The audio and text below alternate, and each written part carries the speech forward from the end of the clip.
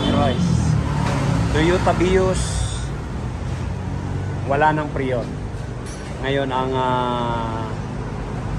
gagawin natin dito, ibababa natin yung evaporator, pull down ng dashboard para makita natin ang sira. Yan. Tuloy linis na at saka sabi ng may-ari ipa-flashing natin. Okay? Ayan. Baba na natin yung evaporator. Meron palang ano dito, may kuliglig. May kuliglig sa taas. Yung sa taas may kuliglig.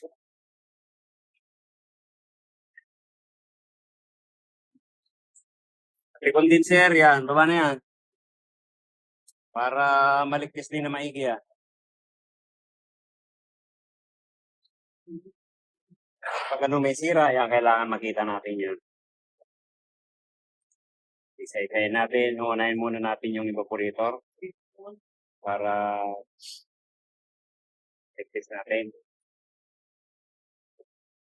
Ayan sir. Ito po yung evaporator nyo.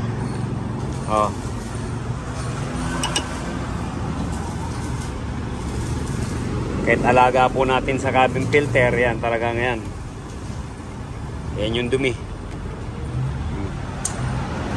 Yan po muna unahin natin. Liligtis natin to sa tubig para malaan natin kung saan po ang butas.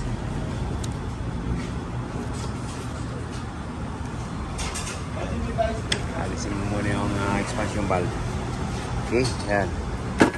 Lilinisin natin tapos liligtis natin dyan. Okay. Ayan sir, natanggal na rin natin yung bumper. Yun. Ganyan po ang singaw. Ayan. Nakikita natin yan dito. Pag banda rito, tuyo. Tapos yun nagmamapa. Ayan na po yan. Malamang uring lang po yan. Kaya i-flashing na rin natin to. Bababa natin para tanggalin natin yung discount. Yan. Malamang sa evaporator wala. Iniwan lang po pala to na may-ari.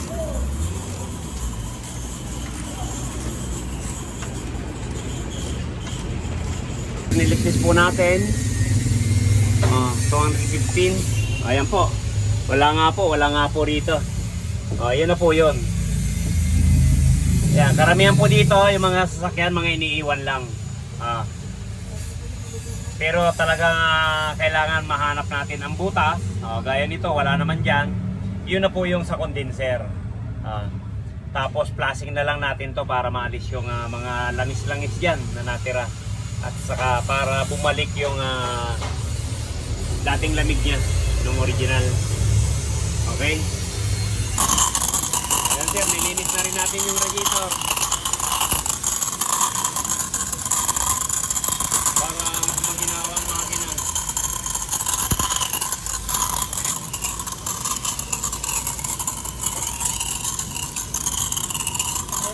Okay. Ayan po. Yung alin. Tanggalin natin to para ayan, malamang uring lang po yan sir. Dito lang naglalangis nagmapa lang. Yung uring nito yan papalitan natin. Parehas na natin palitan saka yung sa 1/2 at saka 3/8. Ayun sir palitin na rin po ito sir.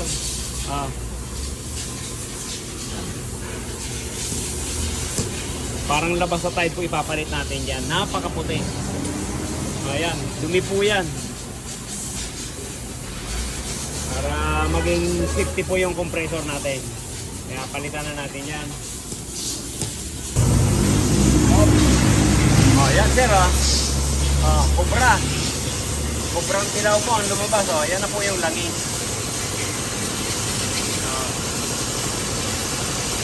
Gagawin po natin ng Sprite yan. Isa po yung sanhi ng mahinang lamig. Yan, puro langis ang umiikot dito na evaporator. Okay?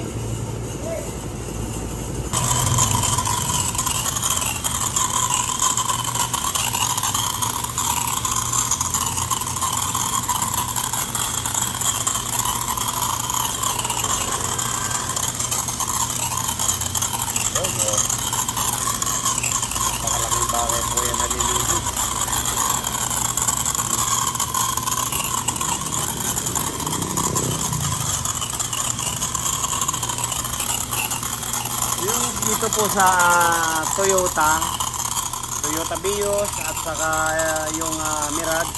Yan, napakalaki po ng sa Toyota Vios. Pag ikumpara natin dun sa Mirage. Ayan.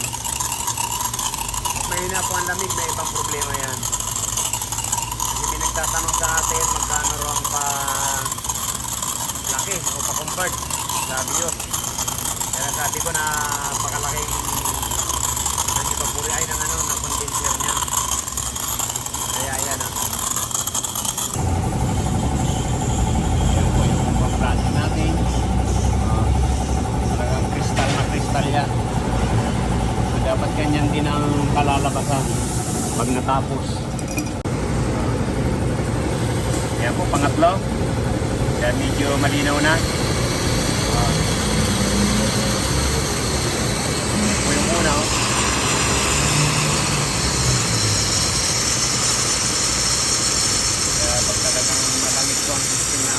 Talaga tayo nabibigyan ng magandang lamig. Okay, isa pa.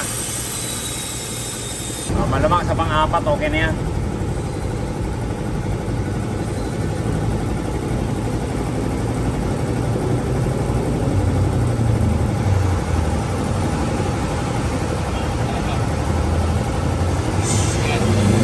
Yung! Ayan, okay na yan. Pwede na lang natin, no?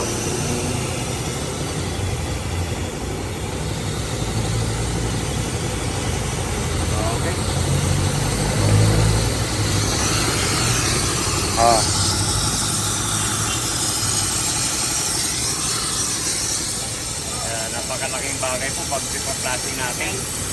Talagang balik sa branyo ang lamig. Yan, okay, sige, tuloy natin yan. Ayan, sa condenser naman, pa-plasting din natin. Ito naman yung ano niya. Ganun din, parang kubra din. Kubrang dilaw. Sa mga Nissan yan, kulay green po yun. Okay.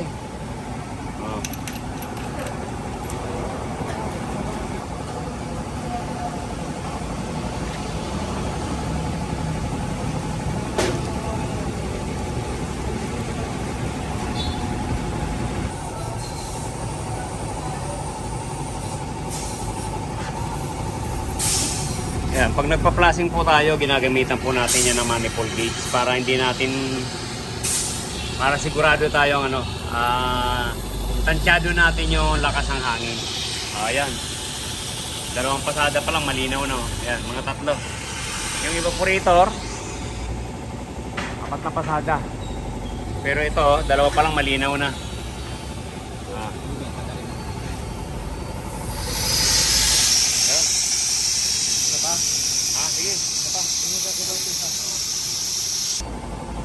Ayan po, pangatlo.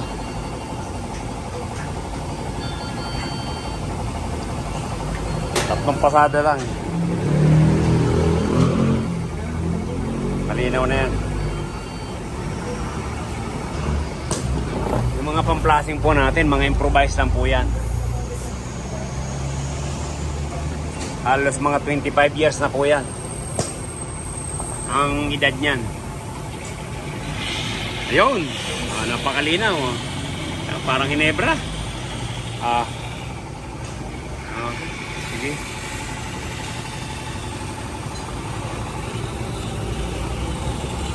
Ayan. Okay, tuyuin na lang natin yan. Condenser.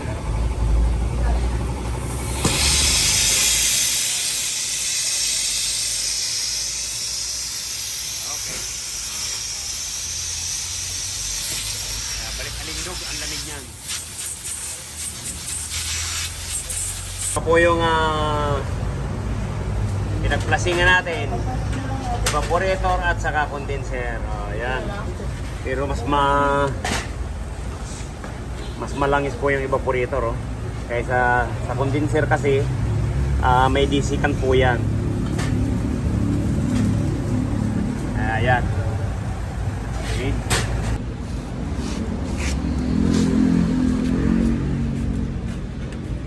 Ayan, matapos linisin, i-flashing, at mapalitan ng discount. Yan, babalik na po natin yan. Yan, hindi po tayo gumagamit ng chemicals pa ganyan para hindi magkakaunido po yan. Yan, sabon lang po yan. Sabon lang at saka power spray.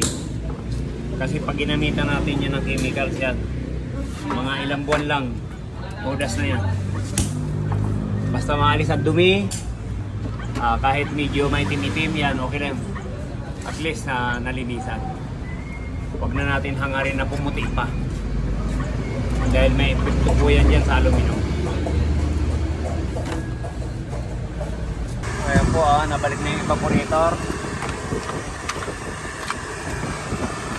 Yung dashboard na lang.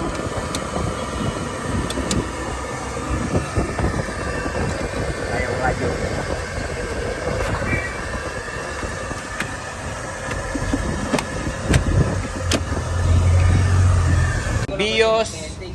BIOS. Oh. Pero ito na yung problema. Sira na po yung magnetic niya. Ayaw nang gumana. Dahil po yan dito. Ayan, sira na yun. Ayan, naghiwalay na. Ito po yung ipapalit natin. Ayan. Assembly. Ayan, yung tatlo. Okay.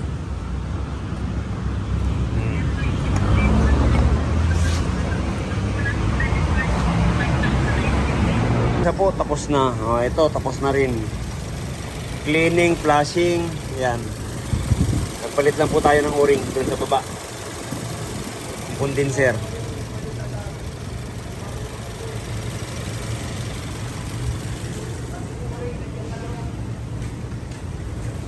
Desiccant, pinalitan. Tapos itong cabin filter. Saka yung o-ring lang. Ayan. Yan na po pinalitan natin. Okay na to, sir. Pwede nyo na pong kunin. Ayan. Kung anong sira, yun lang po papalitan natin. Pag buo, di po natin pinapalitan yan. Okay na. Thank you.